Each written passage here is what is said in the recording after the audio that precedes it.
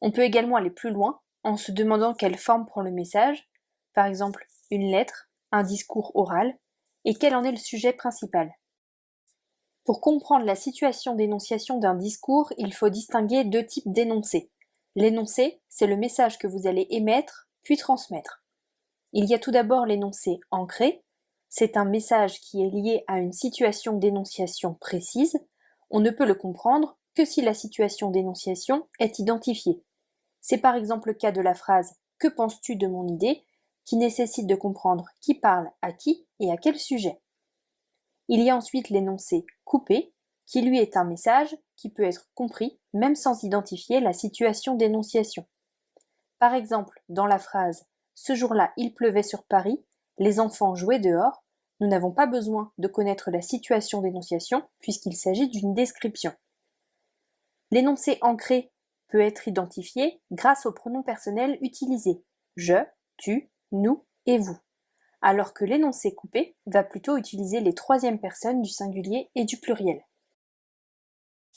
Parfois, la situation d'énonciation n'est pas aussi simple qu'il n'y paraît, et elle est trop complexe pour être interrogée via seulement 4 questions. Il va falloir réfléchir davantage, soit parce que le destinataire est détourné, soit parce que le contexte a un trop grand impact sur l'émission du message. Prenons par exemple le cas de Jean de La Fontaine, qui écrivait des fables au XVIIe siècle. Officiellement, ces fables étaient destinées aux fils et aux petits-fils de Louis XIV. Mais certaines de ces fables critiquaient la monarchie. Le destinataire était donc détourné. Prenons ensuite l'exemple d'un prisonnier de guerre qui écrivait des lettres à sa famille. Il y a fort à parier que le contenu de ces lettres était contrôlé, son propos était donc incomplet, atténué ou modifié, censuré dans tous les cas, afin d'éviter la fuite de certaines informations. Pour résumer, la situation d'énonciation désigne le cadre dans lequel se produit un discours.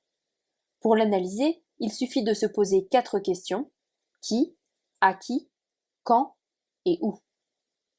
Il faut distinguer l'énoncé ancré, qui nécessite d'analyser la situation d'énonciation pour être compris, et l'énoncé coupé, qui lui peut être compris sans analyser la situation d'énonciation. Enfin, souvent, il faut se questionner sur le contexte historique du discours afin de vraiment le comprendre. نهار الحد ديما نفس المشكل وستريس. شنو غنوجد السيمانه ومنين غنبدا؟ الحل مع ألزا وجدت هادشي كله في وقت قصير والنتيجه مضمونه. باستعمال المستحضرات الجاهزه وجدت كيك الفطور مافنس وبراونيز اللي غيهنيوني من اللانش بوكس ديال لا سمين